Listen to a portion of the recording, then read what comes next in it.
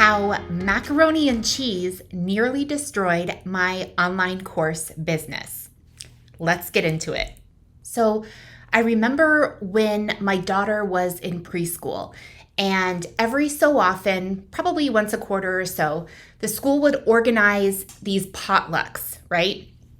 And I could never really go to those potlucks because I was working, but parents were invited to attend. However, I always made sure that we brought something.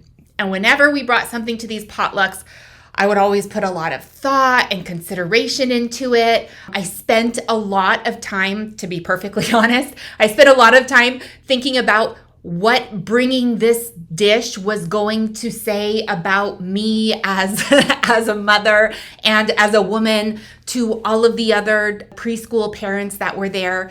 And it's funny because I distinctly remember there was one time that a potluck was scheduled. And so I decided that I was going to bring macaroni and cheese. And so that's what I signed up for, mac and cheese. And I had these grand plans of like getting some fresh rosemary and thyme and making this amazing, like going to the local cheese shop and getting some cheeses. Like, I don't know, I had big plans for this macaroni and cheese, okay? Really big plans. So what ended up happening is that I wasn't in the middle of the launch, but I think I was gearing up for the next launch. And so I was in the process of creating a whole bunch of copy, tons and tons and tons of copy, emails, updating the sales page, looking at the webinar, all kinds of stuff, right? So I had a lot going on and I was stressed to the max. And even though I was really excited about the idea of making this really awesome, like organic gourmet heirloom macaroni and cheese, I had to ask for help from my husband because I was like, you know what? I can't do this. I literally cannot do it because I'm so busy with this and we signed up for it. So I want to make sure that we bring macaroni and cheese. Can you take care of it? He was like, yep, sure, absolutely. So I basically stayed at the time. I had my little desk inside of our bedroom. So a lot of times, because we had a smaller apartment. And so I did a lot of my work there. So I went into the bedroom. I was just working while my husband was making the macaroni and cheese, putting our daughter to bed, all of that kind of thing. So cut to the next morning when I came out, I was getting my daughter dressed, and I went into the, fridge, opened the fridge, and there was macaroni and cheese in there, but it was not my vision of what the macaroni and cheese should have looked like. Okay, it was clear, plain as day. Like this was like straight up Kraft macaroni and cheese made from a box. You could tell by looking at it within 1 second that that's what it was. And I remember I totally freaked out, right? Totally overreacted. And so I looked at him and said, we cannot bring this. And he said, why not? And I said, all of the moms are going to think I'm a terrible mother.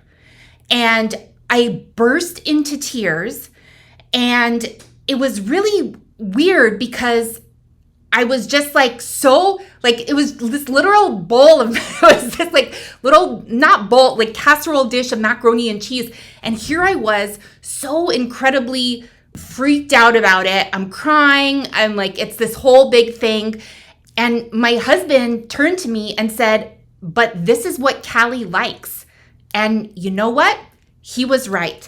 So my husband in that moment gave me a huge reality check and helped me move from this place of looking at what I thought other moms were going to be thinking about me and basing all of my decisions and actions in order to make sure that they were all in alignment with what they thought that I should be doing or should be bringing to this like small little preschool potluck. And the reason why I'm sharing this story with you today is because there were 3 things that happened early on in my business that were really fueled by that same type of comparison of making decisions in my business based on my goal to influence what other people thought about me. So here are 3 things that I did early on in my business that were really fueled by comparison. Number 1, the first thing that I did in my business is that I was always creating new products. And I wish you could have seen me. I wish, and some of you guys, listen, some of you guys have been there from the beginning. So I know some of you guys know. I remember that first year or two, I was just like churning out products left and right. And truth be told, there was no strategy behind that. All right. I'm just going to be honest. It was my first year or two of business. I didn't know what I was doing. I was like, I got to make something to sell. And once some people bought it, I was like, well, now I got to make something new to sell because those people already bought this. So then I would move on to the next thing. And what was happening is that when I was growing my business in that first year or two, I subscribed to a ton of different email lists from online course creators who were doing the same thing as me. They were helping other business owners with their social media, with their marketing, with their blogging, all that kind of thing. And I was on their email lists because at the time in my first year or two of business, I felt like I had no clue what I was doing, right? And so I had to kind of learn by looking at what others were doing. And so in some ways, when you start a business, looking at what others are doing is actually really helpful, right? Because you'll be like, wow, this person is sending out an email to their list every single week. Maybe that's something I should do. Oh, this person is talking about the product that they sell on their Instagram. Maybe that's something I should do. Different things like that. It's helpful to a point, but for me, what was happening is that my brain was starting to get cluttered up with a lot of noise from a lot of different people, right? And so every time I received an email from someone that was like, oh, I'm launching a new course, like here's my new thing. And then someone else would send me another email and be like, oh, I'm launching this new thing, launching this new course, this new ebook, this new that. And so I always felt like I was behind. And I felt like I was behind because I was comparing myself to not just one person, but to like 20 or 30 different people all at the same time. And I wasn't thinking clearly. And so I wasn't stopping to notice, hey, wait a minute, these people are actually not launching 20 new products a month. It's just that I'm on all these email lists, so it seems that way. And I'm actually not that behind, right? I'm doing okay. And in hindsight, I wish that I could have grabbed myself by the shoulders and just said, hey, wait a minute. This product that you just created and that you made some sales from, that is just the beginning for this product. You do not need to go out and create another product and another product and another product. You can take this one product, go all in with it, and create $1 million online course business just by getting really, really good at selling this one thing. And by getting really good at delivering an amazing student experience for this one program. But I didn't have that clarity of thought, right? And in hindsight, of course, we have all the answers all the time. But that was definitely one thing that I did at the very beginning of my business that was fueled by comparison. It was this idea that, oh my gosh, it feels like everyone's creating new things. And so if everyone else is doing it, I also have to do it. The second thing that I did early on in my business that was definitely fueled by comparison is that I was launching over and over. And so it's really funny because running an evergreen business has always come very naturally to me. And so when I think about it, the very early stages of my business, I was selling evergreen without even knowing like what evergreen was or what that meant. I wasn't launching. I would have a product and I would just talk about that product all the time. This was like in the days of Periscope, right? So there was like live stream video. Now, of course, live stream is all over the place, but I would just like hop on live stream a few times a day, give a little bit of value, help shift some perspectives, and then direct people to purchase from my sales page. And so what happened is that as I was starting to learn more and more about the online course industry, I was noticing that other people were doing this thing called like launching, where it was the same product, but they would launch the same product over and over again. So of course, in my usual fashion, I was like, I have to know all about this. So I subscribed to all these email lists about it, would watch all these YouTube videos and whatnot. And so I was like, this is what I need to do. Like, this is going to be, the key to the growth of my business, right? And so I thought, okay, I need to stop like using this method of making money 24/7, which makes no sense in hindsight. I need to stop that. And I need to start doing this launch thing where I open the cart for a small amount of time, then I close it, and it's closed for like months, and then I open it again, and like that's what I'm gonna do. And so I did it, and it was terrible. I mean, it was terrible. Like, yes, I would make money during that time, but then I wasn't. There were these long periods where I was like, well, geez, what am I going to do now? Do I need to create another product so then I can launch this other product in between this other one? Like, this is starting to not really make sense to me. And despite the fact that it didn't make sense to me, I didn't trust my gut. So everyone around me was launching all the time, and I thought that's just what I had to do, right? I was in a mastermind. Everyone else in the mastermind was launching, and it's funny because it wasn't until I met this one guy and I was like, man, I wish I could just use an automated webinar to sell this program because, I'm getting really great results with my launches, but I just hate it. It's bone crushing. It's so stressful for me. It's not letting me show up the way I want to for my family. I hate the up and down revenue. I want something consistent. I started out my business doing evergreen, and somehow I got in this launch track, blah, blah, blah. And this guy was like, let me show you what I'm doing. He opens his computer. He's selling this like $300 home organization course, right? And he's making hundreds of thousands of dollars per month with zero launching. And I was like, what? Like, that was way more money than I was making at the time, right? And so I just thought, how is that even possible? Like, I do not get it. And, he wasn't like a business coach or anything, but he just like shared a little bit about kind of what he did and what his journey was. And I was like, oh my God, like if only I had met that guy earlier on, or if only I had trusted my gut earlier on and really gone along with this evergreen model, this method of selling where you're able to generate revenue all day, every day. And you're able to market your program in a way that builds momentum over time. So you're not doing this like start and then stop, start and then stop. How can you build momentum by doing that? It felt so unnatural and so terrible to me. And if you're listening now and you love launching, totally fine. Like, bless you and like love it. But for those of you that are feeling like, you know what? I really actually don't like launching. Let me be just like that guy was for me to be like, hey, you know what? There's this other way of doing things. Let me be the one to tell you there's this other way of doing things. And you actually don't have to launch all the time. Even if it seems like everyone is telling you to do it, even if it seems like everyone around you is doing it, I promise there's another way.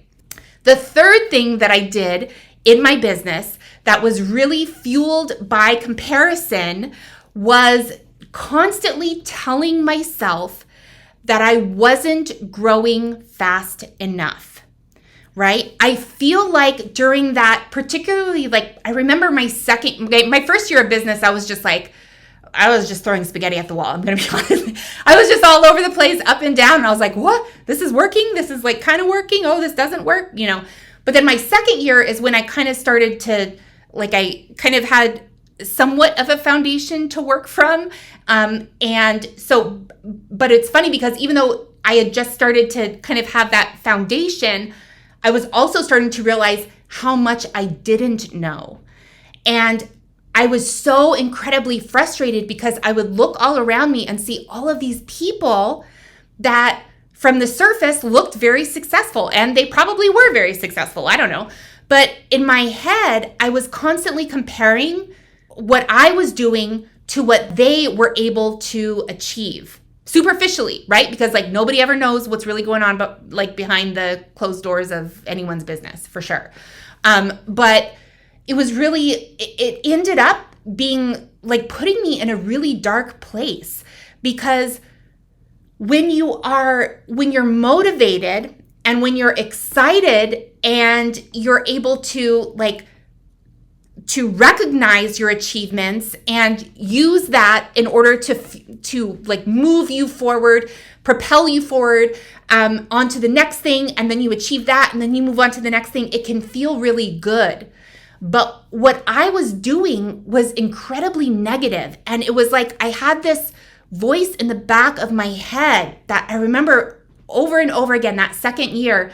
It was like over and over again just telling me like, you're not enough, you're not enough, you're not enough, you're not enough, right? And it was almost like I was trying to make myself go harder and go faster by being negative to myself. It's like I was yelling at myself saying like, this isn't good enough. Like, go more, go more, go more. It just left me in a place where I was tired. I was working so hard and I didn't have much to show for it, right? Like my business hadn't grown that much. And I just felt super, super frustrated. And it actually wasn't until the next year, right? So my third year, that was the year that I had my first $1 million year. And I remember I claimed that $1 million year at the very beginning because I just decided, I was like, this is gonna be my $1 million year. This is happening. And I made a commitment to myself that I was going to stop beating myself up. And I remember I wrote on a little Post-it note, I am enough.